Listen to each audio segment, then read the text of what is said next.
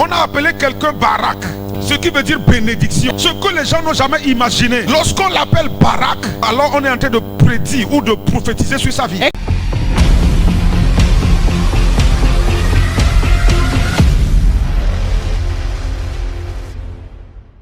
La dernière fois, nous avons parlé de la porte qui est Jésus lui-même. Rappelez-vous, on a demandé aux Israélites de rentrer dans la chambre, dans leur maison, mais bien avant de tuer un agneau et avec le sang de marquer quoi? Les poteaux et le linteau.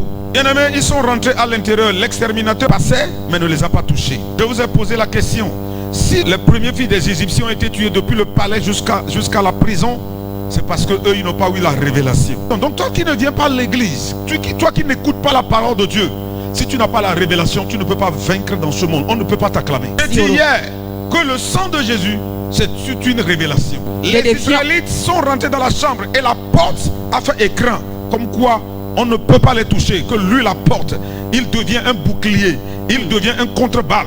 Et pour cela, tous les coups, il reçoit cela. Même la mort. Donc Jésus a reçu tous les coups. C'est-à-dire que toute malédiction qui peut t'empêcher à ce que tu sois acclamé dans ce monde, Jésus a reçu ça. Donc tu n'as plus le droit de rester et ne rien faire. C'est le moment pour toi de te lever et pour que tu sois acclamé parce que tu es maintenant sur une bonne fondation. La Bible dit qu'il est devenu même la malédiction pour nous. Et s'il est devenu la malédiction pour toi, ça veut dire que toi tu as pris sa bénédiction. On est maintenant dans le Seigneur. La porte a été frappée. Elle a saigné à cause de toi. Et normalement toi qui devais saigner. À la croix, il a étendu. Si vous connaissez par exemple les religions qui enseignent que Jésus n'est pas mort à la croix, dis-leur est-ce qu'ils comprennent le mystère de la porte? La porte a fait écran comme ça. Si vous connaissez bien nos mamans, des fois quand nos papas veulent nous battre, que le coup est trop, son sein est en mouvement, et elles viennent faire écran, disant non, ça suffit, le coup que tu as donné c'est bon, c'est ce que Jésus a fait. Il a pris les coups à ta place, les coups que tu dois prendre parce que tu es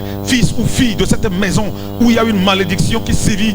Il a pris cela à ta place. Bien aimé, tu n'as pas d'excuses à donner. Tu dois être acclamé dans ta génération. Même après toi, tu dois être acclamé. Nous autres, nous sommes en train d'être acclamés. Mais on nous acclamera encore. Même après nous, on nous acclamera. Amen, amen, amen, amen, amen.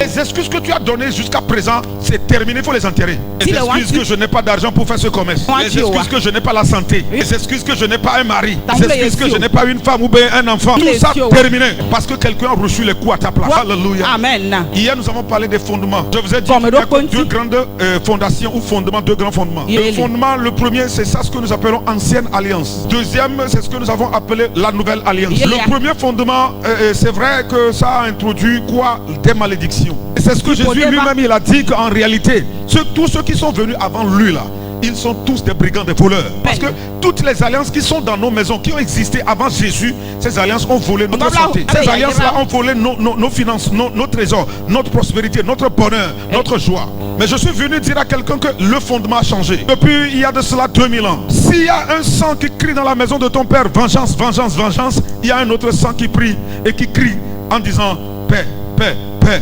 miséricorde, miséricorde, miséricorde. Amen.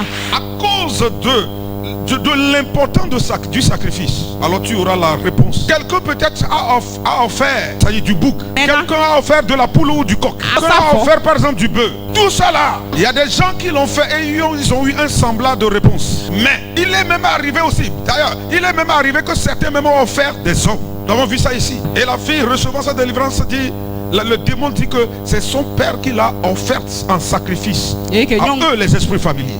Tu seras acclamé. Il y a eu un sacrifice qui est au devant de tous ces sacrifices. C'est le sacrifice de Jésus. Et depuis 2000 ans, ça a donné une nouvelle fondation à ce monde. Hébreux chapitre 9 verset 13. Car si le sang des taureaux et des boucs et la cendre d'une vache répandue sur ceux qui sont souillés sanctifient et procurent la pureté de la chair. 14. Combien plus le sang de Christ qui par un esprit éternel s'est offert lui-même sans tache à Dieu, purifiera-t-il votre conscience des œuvres mortes afin que vous serviez le Dieu vivant. Et c'est pour cela qu'il est le médiateur d'une nouvelle alliance, afin que la mort étant intervenue pour le rachat des transgressions commises sous la première alliance, ceux qui ont été appelés reçoivent l'héritage éternel qui leur a été promis. L'héritage éternel, tu l'as, cause de la nouvelle alliance. Dans nos maisons, il y a eu des sacrifices. Si nous ne comprenons pas ce que ça veut dire, la Pâque, nous allons la célébrer mais ne pas avoir le résultat. La Pâque veut dire tout simplement un autre fondement. La Pâque veut dire tout simplement que le mal ne va plus t'atteindre. Mais moi, je refuse d'être chrétien et ne pas bénéficier des privilèges du chrétien. Je maudis tout ce qui est mort-né dans ta vie au nom de Jésus. Ton miracle sera vivant. Rien ne va voler notre miracle. Notre miracle va aller de maturité en maturité. Et il va nous procurer le bonheur et la joie. Tout ce que les ennemis pensent, ils feront le contraire. Et c'est là ils sauront que nous avons une nouvelle fondation. Amen. Il faut comprendre simplement la Pâque. Avant Jésus, on célébrait la Pâque, mais on utilisait les agneaux, les animaux pour le faire. Et depuis que Jésus est venu, l'agneau de Dieu étant là, point besoin d'utiliser un animal et verser son sang. Je vais vous expliquer quelque chose. Dans vos villages, dans nos maisons, alléluia. Amen. Nous on est en train de dormir. Papa a pris un animal là. C'est pour aller chez Bukono. Qu'est-ce que tu es venu faire? Je suis venu faire sacrifice. Non seulement en ma faveur, mais en faveur de mes enfants également. Ou bien, David avait l'habitude de faire ça. Job avait l'habitude de faire ça. Les pères ont l'habitude de faire cela. C'est la même chose que Dieu vient de faire. Dans Jean chapitre 3 verset 16, on a dit quoi? Dieu a tant aimé le monde qu'il a donné son fils unique. Ça veut dire que ce que Dieu a de plus précieux, c'est ce qu'il a offert. Qu'est-ce qu'il y a de plus précieux si ce n'est pas le seul fils que tu as? Abraham était un signe, un prototype de ce que Dieu fera plus tard. Il avait un seul fils à la personne de Isaac. Dieu a demandé à ce qu'il offre ce fils-là en sacrifice. Abraham n'a pas refusé, il a tempéré. Et Dieu, à la place de l'enfant, a donné plutôt quoi? Un animal. C'est un signe que toi aussi, ce que tu as de plus précieux que Satan veut te voler là, Dieu a déjà donné ce que lui a encore de plus précieux que toi à la place pour que toi le plus précieux que tu as puisses le garder. Jésus a dit ceux qui sont venus avant lui sont des brigands, des voleurs. Autrement dit, les anciennes alliances qui sont là avant lui là, dans nos maisons là, elles ont tout volé. Mais je vois que la nouvelle alliance va tout restituer tout ce qu'on t'a volé. Amen. Parce que c'est une alliance par excellence. Je ne sais pas les malédictions qui sévissent dans ta maison, mais je voudrais te dire que parce que tu as reçu Jésus pendant les 2 jours là, c'est ce que nous avons fait ici, comme ton Seigneur et ton Sauveur, on peut te garantir que tu es béni. On a appelé quelqu'un Barak, ce qui veut dire bénédiction. Ce que les gens n'ont jamais imaginé. Lorsqu'on l'appelle Barak, alors on est en train de prédire ou de prophétiser sur sa vie. Je suis sûr que des milliers de fois on l'a appelé Barak. Et avant qu'il ne s'en rende compte, les bénédictions a pris forme dans sa vie. Il est devenu le président de la plus grande puissance du monde alors qu'il est un noir, un africain. Si on a pu appeler Barak des milliers de fois, et donc ce nom a pris forme dans sa vie, si je dis tu es béni là, alors il faut comprendre et dire un grand amen. Parce que si Barak est pu devenir le premier président donc de la première puissance du monde, alors si je te dis tu es béni là, reçois ça avec conviction. Parce que tu as changé de plateforme. Dieu t'a donné une nouvelle plateforme.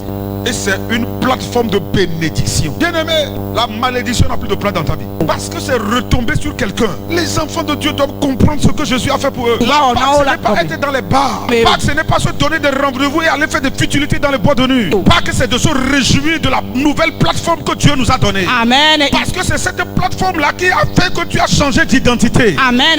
Si dans ta famille, l'ancienne plateforme fait que les gens ne se marient pas, toi, à cause de la nouvelle plateforme, je te vois devenu marié cette année. Amen. Je ne sais pas ce qui arrive aux gens dans ta famille. Aussi longtemps que tu es devenu maintenant chrétien et que tu as reçu Jésus comme ton Seigneur et ton Sauveur personnel, alors là, cette malédiction n'a plus de place dans ta vie. Dis, je suis mon Barak. Barak de ma génération. Barak de ma famille. Je le vois, je le sens. Je suis béni. Personne ne peut le changer. Au nom de Jésus-Christ de Nazareth. Alléluia. Bien-aimé dans le Seigneur, jusqu'à présent on t'a méprisé. Qu'est-ce que ça veut dire Barak? Le Barak de Barack Obama est un prénom arabe et swahili signifiant béni. Dis je suis Barak. Je suis Barak. Amen. Amen. Quand tu dis je suis Barak, ça veut dire je suis béni.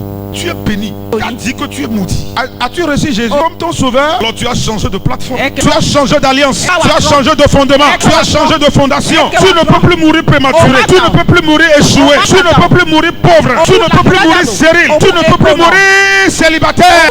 Dieu a changé l'histoire de ta vie. Et ça doit prendre forme dans ta vie. Car la parole est devenue chair. Au nom puissant de Jésus. Amen. Amen.